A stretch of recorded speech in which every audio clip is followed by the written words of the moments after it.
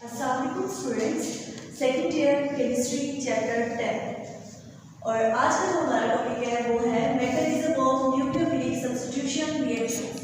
Students, last time हमने nucleophilic substitution reaction की कुछ बेसिक टर्म्स पर डिस्कस किया था, जिनमें हमारे पास न्यूक्लियोफाइल था, इलेक्ट्रोफाइल था, सबस्ट्रेट मॉलिक्यूल था, लिविंग ग्रुप था। आज हम न्यूक्लियोफिलिक सब्स्टिट्यूशन रिएक्शंस के मैकेनिज्म की तरफ जाएंगे। हमारे पास जो है न्यूक्लियोफिलिक सब्स्टिट्यूशन रिएक्शंस के दो तरह के मैकेनिज्म होते हैं। अब ये मैकेनिज्म किस तरह के, ये डिपेंड करता है कि हमारे पास जो अल्काइल हैलाइड है उनमें बॉन्ड फॉर्मेशन का और बॉन्ड ब्रेकिंग का फिनोमेना किस तरह से होता है। अल्काइल हैलाइड में हमारे पास कार्बन का एक बॉन्ड बना हुआ होता है लिविंग ग्रुप के साथ, जो मेनली अल्काइल हैलाइड में हाइड्रोजन है, और जिसके साथ बॉन्ड बनना है कार्बन का वो क्या होगा, इनकमिंग न्यूक्लियोफाइल या फिर अटैकिंग न्यूक्लियोफाइल। अब ये डिपेंड करता है कि ये जो दोनों काम हो रहे हैं, एक बॉन्ड ब्रेकिंग का और एक बॉन्ड फॉर्मेशन का, साइमल्टेनियसली होंगे, यानी कि दोनों काम एक साथ होंगे या अलग अलग स्टेप में। अगर तो दोनों काम एक साथ हो जाते हैं, जैसा कि आप यहाँ पर देख रहे हैं CH3Br, अगर ये ब्रोमीन एटम का कार्बन के साथ जो बॉन्ड है वो जैसे जैसे टूट रहा हो, वैसे ही जो न्यूक्लियोफाइल है इसका बॉन्ड इस कार्बन के साथ साथ बन रहा हो, तो इस तरह से इनके काम इकट्ठे हो रहे हैं, तो इसे हम कहते हैं SN2 mechanism, nucleophilic substitution bye molecular reaction mechanism.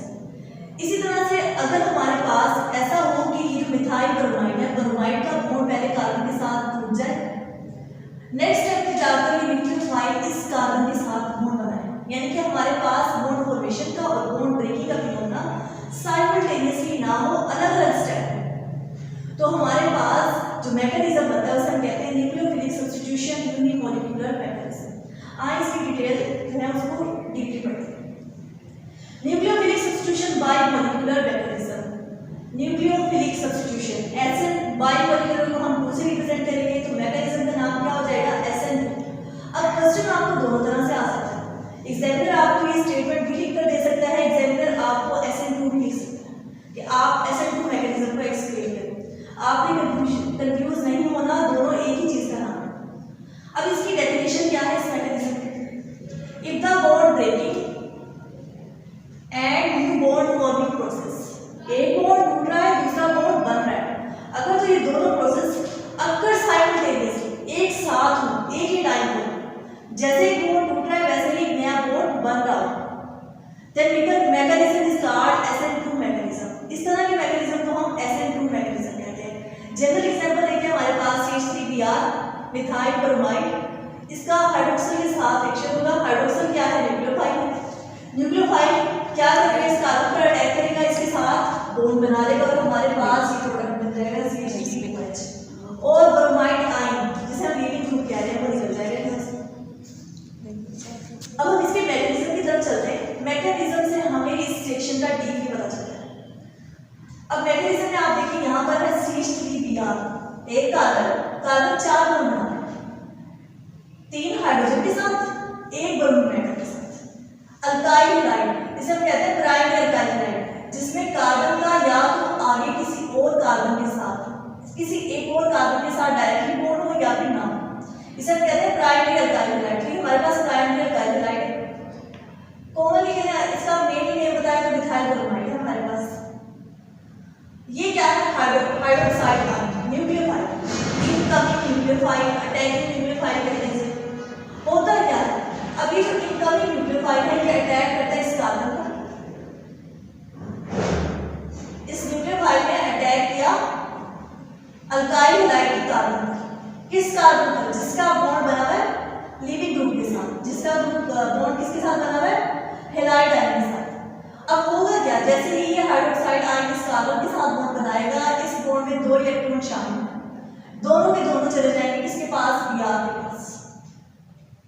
अब ये जो काम है ना, हम जो बता रहे हैं कि दोनों बॉन्ड इस पर चले जाएंगे और Br नेगेटिव निकल जाएगा, ये जो पूरा प्रोसेस होता है ये चल रहा होता है साथ ही, यानी कि जैसे जैसे इसका बॉन्ड बनता जा रहा होगा वैसे वैसे इसका बॉन्ड टूटता जा रहा होगा। अब ये कैसे होगा हमारे पास, जब ये प्रोसेस होगा हमारे पास ये स्टेप आएगा जिसे हम कहते हैं ट्रांजिशन स्टेट। होता क्या है, कार्बन के 4 बॉन्ड हैं, जब कार्बन के 4 बॉन्ड हो और हमारे पास टेट्राहेड्रल ज्योमेट्री हो, हाइब्रिडाइजेशन क्या होती है, sp3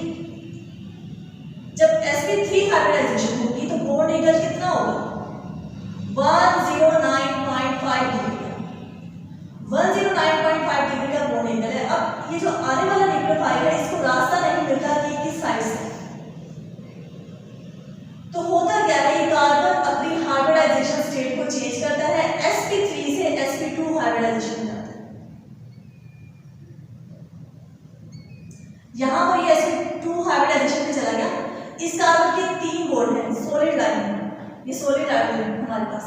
कार्बन 3 बॉन्ड बना रहा है हाइड्रोजन एटम के साथ, ट्रायंगुलर ज्योमेट्री, sp2 हाइब्रिडाइजेशन। अब यहां पर इस केस में इसका बॉन्ड एंगल कितना होगा, 120 डिग्री का।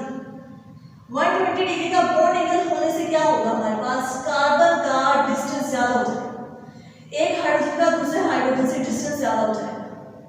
तो अब होगा क्या, आने वाले न्यूक्लियोफाइल को इजीली रास्ता मिल जाएगा कि वो अटैक करे इस कार्बन पर और फिर इस बॉन्ड साथ साथ टूटना शुरू हो जाएगा। जैसे जैसे ये बॉन्ड प्रॉपर बनता जाएगा वैसे वैसे ये बॉन्ड टूटता जाएगा।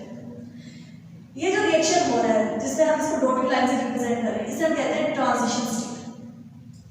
ट्रांजिशन स्टेट, इसमें दोनों काम हो रहे हैं, बॉन्ड फॉर्मेशन का, बॉन्ड ब्रेकिंग का, एक तीसरा काम हो रहा है हाइब्रिडाइजेशन स्टेट चेंज हो रही है। 3 काम हो रहे हैं इस ट्रांजिशन स्टेट। ट्रांजिशन स्टेट क्या होती है, transition state highly unstable state है जिसमें कोई भी मॉलिक्यूल 1 सेकंड से ज्यादा भी एग्जिस्ट नहीं कर पाता। अब ये जो स्टेट है ये फौरन से चेंज होगी और हमारे पास वो प्रोडक्ट बन जाएगा। उसमें हाइब्रिडाइजेशन क्या होगी, टेट्राहेड्रल ज्योमेट्री है, तो इसका मतलब हाइब्रिडाइजेशन स्टेट क्या है, sp3, यानी कि प्रोडक्ट में भी हाइब्रिडाइजेशन क्या है, sp3 हाइब्रिडाइजेशन। दूसरी बात इस ट्रांजिशन स्टेट, आप इसको रिएक्शन मिक्सचर से अलग नहीं कर सकते। अगर आपके ये रिएक्शन इंडिकेटर हो रहा है तो आप इस प्रोडक्ट को नहीं निकाल सकते, तो इसका मतलब हम इसको निकाल नहीं सकते, हाईली अनस्टेबल है तो इसकी एग्जिस्टेंस भी कम है। इसके बाद होगा कि फौरन से प्रोडक्ट बना देगी। ये ओवरऑल हमारे पास एक इस SN2 मैकेनिज्म का जो है हमारे पास एक स्टेप है, ये सिंगल स्टेप मैकेनिज्म है, ट्रांजिशन स्टेट है, इसकी एग्जिस्टेंस कम है, हम इसको अलग स्टेप नहीं कंसीडर करेंगे, पूरा एक ही स्टेप चलता है। और ये क्या है, यहाँ पर हमने क्या लिखा है, स्लो, यानी कि ये जो रिएक्शन हो रहा है ये स्लो हो रहा है। किसी भी मैकेनिज्म का जो स्लो स्टेप होता है उसे हम कहते हैं रेट डिटरमाइनिंग स्टेप, RDS। आपने पूरा लिखना है, आपने ये लिखना है कि RDS, आप प्रॉपर बताएंगे कि ये रेट डिटरमाइनिंग स्टेप। पहली बात हमने क्या की, सिंगल स्टेप मैकेनिज्म है। दूसरी बात हमने क्या की कि ये रेट डिटरमाइनिंग स्टेप है। रेट डिटरमाइनिंग स्टेप है, जितने मॉलिक्यूल इन्वॉल्व होते हैं, अब यहाँ पर कितने मॉलिक्यूल हैं, एक अल्काइल हैलाइड है, दूसरा न्यूक्लियोफाइल है, वो उस मैकेनिज्म की मॉलिक्यूलैरिटी दिखाती है। अब कितने मॉलिक्यूल हैं, एक ही अल्काइल हैलाइड, दूसरा न्यूक्लियोफाइल, 2 मॉलिक्यूल हिस्सा ले रहे हैं इस रेट डिटरमाइनिंग स्टेप में, तो इसका मतलब इस मैकेनिज्म की मॉलिक्यूलैरिटी क्या होगी, 2 होगी, यानी कि ये बाई मॉलिक्यूलर होगा और इसी से इसका नाम है न्यूक्लियोफिलिक सब्स्टिट्यूशन बाई मॉलिक्यूलर।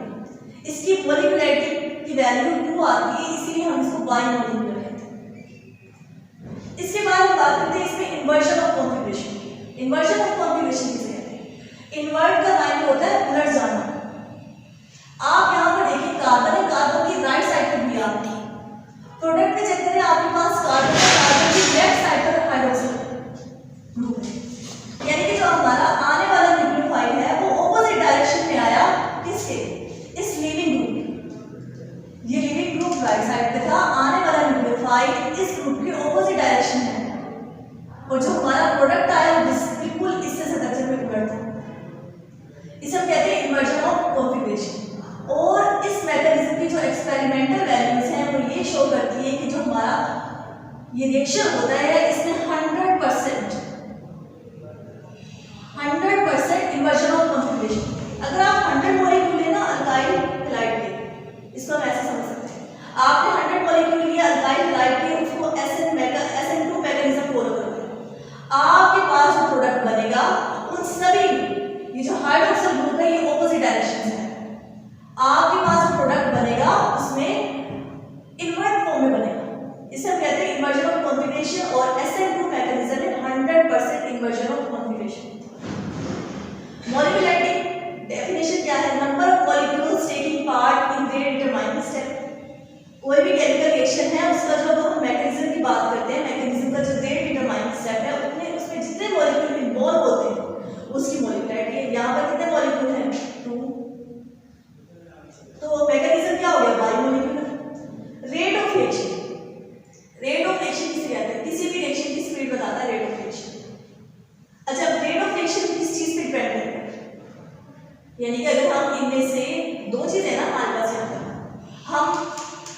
की अमाउंट को बढ़ा दें तो क्या रेट बढ़ जाएगा इस रिएक्शन का, या हम दूसरी चीज की अमाउंट को बढ़ा दें तब भी रेट ऑफ रिएक्शन बढ़ेगा या नहीं बढ़ेगा। अब इस मैकेनिज्म में होता क्या है, जब हम अल्काइल हैलाइड के अमाउंट को इंक्रीज करवा देते हैं रिएक्शन का रेट बढ़ जाता है। इसी तरह से अगर हम न्यूक्लियोफाइल की कंसंट्रेशन की इसकी अमाउंट को बढ़ा दें तब भी रिएक्शन का रेट इंक्रीज कर जाएगा। यानी कि रेट ऑफ रिएक्शन किस पे डिपेंड कर रहा है, अल्काइल हैलाइड के अमाउंट पर डिपेंड कर रहा है, न्यूक्लियोफाइल के अमाउंट पर डिपेंड कर रहा है। तो हम कह सकते हैं कि rate of reaction directly proportional है अल्काइल हैलाइड की कंसंट्रेशन पर और साथ में न्यूक्लियोफाइल की कंसंट्रेशन पर। जब भी प्रोपोर्शनैलिटी का साइन खत्म करते हैं हम क्या लगाते हैं, कांस्टेंट। वो कांस्टेंट यहाँ पर क्या है, के। तो हमारे पास रेट ऑफ रिएक्शन किसके इक्वल आ गया, के कंसंट्रेशन ऑफ अल्काइल हैलाइड साथ में कंसंट्रेशन ऑफ न्यूक्लियोफाइल। अगर हम अपने इस रिएक्शन के लिहाज से बात करें के रेट ऑफ रिएक्शन इक्वल है के क्या है, कांस्टेंट, साथ में कंसंट्रेशन ऑफ मिथाइल ब्रोमाइड और कंसंट्रेशन ऑफ न्यूक्लियोफाइल हाइड्रोक्साइड। इसके बाद जो इसकी आती है order of reaction. Order of reaction क्या है, ये जो हमारे पास रेट डिटरमाइनिंग स्टेप होता है इसकी वजह से जो हम रेट ऑफ रिएक्शन बनाते हैं, रेट ऑफ रिएक्शन में हम क्या शो कर रहे हैं, 1 1। आप इन कंसंट्रेशन के ऊपर चेक करें, हमने एक्सपोनेंट लगाया, अल्काइल हैलाइड के ऊपर भी 1 लगा हुआ है, न्यूक्लियोफाइल के ऊपर भी 1 लगा हुआ है, इसे कहते हैं एक्सपोनेंट। ये जो एक्सपोनेंट है ना रेट ऑफ रिएक्शन, इसको जब हम सम अप करते हैं जो हमारे पास आंसर आता है उसे हम कहते हैं ऑर्डर ऑफ रिएक्शन। तो यहाँ पर हमारे पास 1 यहाँ पर है, 1 यहाँ पर है, 1 + 1 क्या आंसर आ जाएगा, 2। तो SN2 मैकेनिज्म का ऑर्डर ऑफ रिएक्शन क्या होगा, 2। इसे हम कहते हैं second order reaction. SN2 mechanism second order reaction को फॉलो करता है। इसके बाद हमारे पास अल्काइल हैलाइड्स की डिफरेंट टाइप्स हैं। हमने कहा था हमारे पास प्राइमरी अल्काइल हैलाइड होते हैं, सेकेंडरी अल्काइल हैलाइड होते हैं, टर्शियरी अल्काइल हैलाइड होते हैं। अब SN2 मैकेनिज्म को सिर्फ प्राइमरी अल्काइल हैलाइड फॉलो करते हैं, क्योंकि प्राइमरी अल्काइल हैलाइड में कार्बन या तो आगे एक कार्बन के साथ डायरेक्टली अटैच होता है, इजीली रास्ता अवेलेबल होता है, ट्रांजिशन स्टेट एग्जिस्ट जो है वो आ जाता है रास्ता। लेकिन अगर हम टर्शियरी अल्काइल हैलाइड की बात करें तो उसमें हमारे पास एक कार्बन डायरेक्टली 3 कार्बन के साथ अटैच होता है, यानी कि बल्कि ग्रुप आ जाते हैं। बल्कि ग्रुप की वजह से आने वाले न्यूक्लियोफाइल को अटैक का रास्ता नहीं मिलता। तो स्टूडेंट्स हमने SN2 मैकेनिज्म में क्या पढ़ा कि ये सिंगल स्टेप मैकेनिज्म है, हाइब्रिडाइजेशन स्टेट चेंज होती है sp3 से sp2 से फिर sp3। हमारे पास ये जो अल्काइल हैलाइड है इसमें हाइब्रिडाइजेशन sp3 होती है, जो ट्रांजिशन स्टेट आती है इसमें sp2 हाइब्रिडाइजेशन होती है, और जो हमारा प्रोडक्ट बनता है इसमें वापस हाइब्रिडाइजेशन स्टेट चेंज हो जाती है और sp3 में कन्वर्ट हो जाती है। इसमें ट्रांजिशन स्टेट एग्जिस्ट करती है, इन्वर्जन ऑफ कॉन्फिगरेशन 100% होती है। SN2 मैकेनिज्म की मॉलिक्यूलरिटी क्या है, 2 है, बाइमॉलिक्यूलर मैकेनिज्म है ये। रेट ऑफ रिएक्शन जो है वो डिपेंड करता है अल्काइल हैलाइड की कंसंट्रेशन पर भी और अटैकिंग न्यूक्लियोफाइल की कंसंट्रेशन पर। ऑर्डर ऑफ रिएक्शन इस मैकेनिज्म का सेकंड ऑर्डर है और alkyl halide primary alkyl halide इस रिएक्शन मैकेनिज्म को फॉलो करते हैं।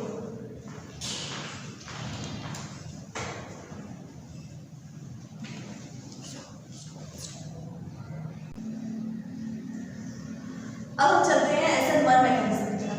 SN1 mechanism nucleophilic substitution unimolecular mechanism. इसको हम कैसे डिफाइन कर सकते हैं, अगर हमारे पास बॉन्ड ब्रेकिंग का और बॉन्ड फॉर्मिंग का जो प्रोसेस है वो एक साथ ना हो, अलग अलग स्टेप है, ठीक है। यहाँ पर जैसे लिखा हुआ है, if the bond breaking and bond forming process does not occur simultaneously the mechanism is called SN1 mechanism. अगर यहाँ पर बॉन्ड फॉर्मेशन का और बॉन्ड ब्रेकिंग का प्रोसेस एक ही स्टेप में ना हो, एक ही वक्त में ना हो, साइमल्टेनियसली ना हो, अलग अलग स्टेप में हो, तो हम इसे कहते हैं SN1 मैकेनिज्म। इसकी एग्जांपल की तरफ चलते हैं। हमारे पास CH3 कार्बन का 3 मिथाइल ग्रुप के साथ बॉन्ड बना हुआ, साथ में इसका एक बॉन्ड बना हुआ है Cl के साथ, और इसका जो रिएक्शन करवाया जाता है हाइड्रोक्साइड आयन के साथ। हाइड्रोक्साइड आयन हमारे पास यहाँ पर न्यूक्लियोफाइल है, अटैकिंग न्यूक्लियोफाइल। ये जो रिएक्शन होगा ये किसी पोलर सॉल्वेंट की मौजूदगी में होगा, क्योंकि पोलर सॉल्वेंट की मौजूदगी में हमारे पास कार्बन क्लोरीन का बॉन्ड टूट जाएगा। बनेगा क्या, हमारे पास प्रोडक्ट बनेगा जिसमें कार्बन के 3 बॉन्ड बनेंगे मिथाइल ग्रुप के साथ, एक बॉन्ड बनेगा हाइड्रोक्सिल ग्रुप के साथ, और क्लोराइड आयन अलग हो जाएगा, सेपरेट हो जाएगा अल्काइल हैलाइड से। मैकेनिज्म की तरफ चले तो यहाँ पर हमारे पास टर्शियरी अल्काइल हैलाइड है जिसमें कार्बन के 3 बॉन्ड बने हुए मिथाइल ग्रुप के साथ, एक बॉन्ड बना हुआ है क्लोरीन एटम के साथ। पोलर सॉल्वेंट की मौजूदगी में रिएक्शन होगा, रिवर्सिबल रिएक्शन होगा और ये रिएक्शन 2 स्टेप्स में होगा। SN2 मैकेनिज्म में हमने यही रिएक्शन पढ़ा था, इसी तरह का वो सिंगल स्टेप था, यहाँ पर 2 स्टेप में रिएक्शन होगा। अब आप यहाँ पर देखिए, यहाँ पर क्लोरीन आइटम का बॉन्ड टूट जाएगा कार्बन से, क्लोराइड आइटम फॉर्म में अलग हो जाएगा और हमारे पास ये एक इंटरमीडिएट है, इसे हम कहते हैं कार्बोकेटाइन। कार्बन पर पॉजिटिव चार्ज है, कार्बन का केटाइन बन जाना कार्बोकेटाइन। यानी कि फर्स्ट स्टेप में क्या हुआ, बॉन्ड ब्रेकिंग का फिनोमेना हुआ। किसकी बॉन्ड ब्रेकिंग, कार्बन और क्लोरीन के दरमियान जो बॉन्ड था वो टूट गया। पहली बात आपको याद रखनी इस स्टेप की कि ये स्लो स्टेप है। स्लो स्टेप है तो हमसे क्या कहेंगे कि ये हमारा रेट डिटरमाइनिंग स्टेप है, इसी स्टेप पर हमारा रिएक्शन का रेट डिपेंड करेगा। और ये किसकी मौजूदगी में होगा, पोलर सॉल्वेंट की मौजूदगी में रिवर्सिबल रिएक्शन है साथ। अब हमारे पास जो रिएक्टेंट था, रिएक्टेंट में 4 बॉन्ड बने हुए कार्बन की टेट्राहेड्रल ज्योमेट्री है। टेट्राहेड्रल ज्योमेट्री है तो हाइब्रिडाइजेशन स्टेट क्या है, sp3। यहाँ पर देखिए जो कार्बोकेटाइन बना है, कार्बन के 3 बॉन्ड बने हुए ट्रायंगुलर ज्योमेट्री। ट्रायंगुलर ज्योमेट्री होती है तो हमारे पास हाइब्रिडाइजेशन स्टेट क्या होती है, sp2। यानी कि यहाँ पर भी हाइब्रिडाइजेशन स्टेट का चेंज आ रहा है, sp3 से sp2 हाइब्रिडाइजेशन। ये जो हमारे पास आया इसे कहते हैं इंटरमीडिएट। अब इंटरमीडिएट डिफरेंट होता है रिएक्शन ट्रांजिशन स्टेट से। किस तरह से डिफरेंट है, इसको हम रिएक्शन मिक्सचर से सेपरेट कर सकते हैं। ये ट्रांजिशन स्टेट जिसमें स्टेबल होता है, ये एग्जिस्ट करता है काफी टाइम तक। सेकेंड स्टेप में क्या होगा, ये जो हमारे पास कार्बोकेटाइन बना है, आने वाला न्यूक्लियोफाइल इस कार्बोकेटाइन पर अटैक करेगा और हमारे पास क्या होगा, कार्बन और हाइड्रोक्सिल के दरमियान बॉन्ड बन जाएगा और ये हमारे पास प्रोडक्ट आ जाएगा। अब होगा क्या, एक स्टेप में बॉन्ड ब्रेकिंग का फिनोमेना हुआ, एक स्टेप में बॉन्ड फॉर्मेशन का फिनोमेना हुआ, यानी कि 2 स्टेप में रिएक्शन हुआ। इसे हम कहते हैं SN1 मैकेनिज्म, जिसमें दोनों का अलग अलग बॉन्ड फॉर्मिंग का भी और बॉन्ड ब्रेकिंग का भी और बॉन्ड फॉर्मिंग का भी। हमारे पास ये रिएक्शन 2 स्टेप में हो रहा था, इसे हम क्या कह सकते हैं, 2 स्टेप मैकेनिज्म। इसमें हमारे पास इंटरमीडिएट बनता है। इंटरमीडिएट क्या है, रिलेटिवली स्टेबल है देन ट्रांजिशन स्टेट, और इसको हम रिएक्शन मिक्सचर से सेपरेट भी कर सकते हैं। अब हमारे पास जो ये स्लो स्टेप है, जिसे हम क्या कह रहे हैं, rate determining step. Rate determining step में जितने मॉलिक्यूल हिस्सा लेते हैं रिएक्टेंट में, वो क्या होती है, उसकी मॉलिक्यूलरिटी। अब यहाँ पर कितने मॉलिक्यूल हैं, एक ही मॉलिक्यूल है, वो किसका है, अल्काइल हैलाइड का। तो इसका मतलब एक मॉलिक्यूल रेट डिटरमाइनिंग स्टेप में इन्वॉल्व हो रहा है तो इसकी मॉलिक्यूलरिटी क्या होगी, 1। तो हमारे पास रिएक्शन क्या है, यूनिमोलिकुलर। इसकी मॉलिक्यूलरिटी के बेस पर ही इसका नाम है। इसके बाद अगर इसकी रेट ऑफ रिएक्शन की बात करें तो रेट ऑफ रिएक्शन डिपेंड करेगा कंसंट्रेशन पर। किस चीज की कंसंट्रेशन पर, जो रेट डिटरमाइनिंग स्टेप में हमारे पास रिएक्टेंट इन्वॉल्व है उसकी कंसंट्रेशन पर। यहाँ पर कौन सा रिएक्टेंट है, अल्काइल हैलाइड, तो हम कह सकते हैं कि रेट ऑफ रिएक्शन इक्वल है कंसंट्रेशन ऑफ अल्काइल हैलाइड। यहाँ पर हमने क्या किया, टर्शियरी अल्काइल क्लोराइड, तो हम के साथ में टर्शियरी अल्काइल क्लोराइड साथ में 1। ऑर्डर ऑफ रिएक्शन क्या होगा इसका, हमने पढ़ा ऑर्डर ऑफ रिएक्शन क्या होता है, जो हमारे पास रेट इक्वेशन आती है उसमें जो एक्सपोनेंट आते हैं उसका हम सम निकालते हैं। यहाँ पर एक ही एक्सपोनेंट है, हमारे पास आंसर क्या आ गया, ऑर्डर ऑफ रिएक्शन 1। तो SN1 mechanism first order reaction को फॉलो करता है। अच्छा, इसमें एक काम है जो डिफरेंट है, इस मैकेनिज्म में फर्स्ट स्टेप में हमारे पास कार्बोकेटाइन है। कार्बोकेटाइन जब बन जाती है सेकंड स्टेप में आकर न्यूक्लियोफाइल अटैक करता है।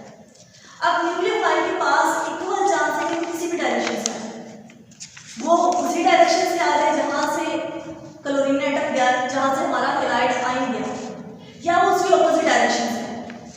अगर तो वो उसी डायरेक्शन से आएगा हम इसे क्या कहेंगे, हम इसे कहेंगे रिटेंशन ऑफ कॉन्फिगरेशन। रिटेंशन का मतलब क्या होता है, बरकरार रखना, यानी कि जो बोर्ड वहां से टूटा था उसी जगह पर अगर बोर्ड बन गया, वही स्पेस ओरिएंटेशन उसमें बरकरार रखी, उसकी कॉन्फिगरेशन सेम है।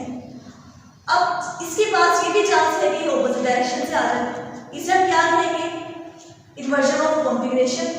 तो हमारे पास जो SN1 मैकेनिज्म है उसमें हमारे पास सेकंड स्टेप में कार्बोकेटाइन बनता है, और कार्बोकेटाइन बनने की वजह से sp2 हाइब्रिडाइजेशन की वजह से यहाँ पर इक्वल चांस होता है कि हमारे पास इन्वर्जन ऑफ कॉन्फिगरेशन हो, रिटेंशन ऑफ कॉन्फिगरेशन हो। तो एक्सपेरिमेंटल रिजल्ट क्या शो करते हैं, एक्सपेरिमेंटल रिजल्ट से हमें ये पता चला है कि 50% इन्वर्जन ऑफ कॉन्फिगरेशन होती है, 50% रिटेंशन ऑफ कॉन्फिगरेशन होती है। यानी कि 50% हमारे पास प्रोडक्ट ऐसा बनता है जिसमें आने वाला न्यूक्लियोफाइड उसी डायरेक्शन से आता है जहां से लिपिड ग्रुप गया था, और 50% हमारे पास इस तरह का प्रोडक्ट बनता है जिसमें आने वाला न्यूक्लियोफाइड ऑपोजिट डायरेक्शन में आता है जहां से लिपिड ग्रुप गया था। इसकी एग्जांपल क्या है? इसकी एग्जांपल है टर्शियरी अल्काइल हैलाइड। अब यहाँ पर हमने क्या पढ़ा SN1 मैकेनिज्म में? SN1 मैकेनिज्म 2 स्टेप में होता है और इसमें इंटरमीडिएट बनता है। हाइब्रिडाइजेशन स्टेट sp3 से sp2 में जाती है फर्स्ट स्टेप में, सेकंड स्टेप में sp2 से वापस sp3 में चली जाती है। इसमें 50% इन्वर्जन ऑफ कॉन्फ़िगरेशन है, 50% रिटेंशन ऑफ कॉन्फ़िगरेशन है। इसकी मॉलिक्युलरिटी 1 है, ऑर्डर ऑफ रिएक्शन भी 1 है, रेट ऑफ रिएक्शन डिपेंड करता है अल्काइल हैलाइड की कंसंट्रेशन पर। एग्जांपल क्या है? Tertiary alkyl halide. पीछे हमारे पास क्या बच गया? Secondary alkyl halide. Secondary alkyl halide SN1 mechanism को भी फॉलो करते हैं, SN2 मैकेनिज्म को भी फॉलो करते हैं। स्टूडेंट्स, आपका काम ये है कि आपने SN1 मैकेनिज्म को, SN2 मैकेनिज्म को, दोनों की मैकेनिज्म, इसकी इंपॉर्टेंट पॉइंट्स, इन सबको तैयार करना है लॉन्ग क्वेश्चन के लिहाज से, और शॉर्ट क्वेश्चन के लिहाज से आपने इन दोनों मैकेनिज्म के दरमियान का जो डिफरेंस है वो तैयार करना है। टेक केयर, अल्लाह।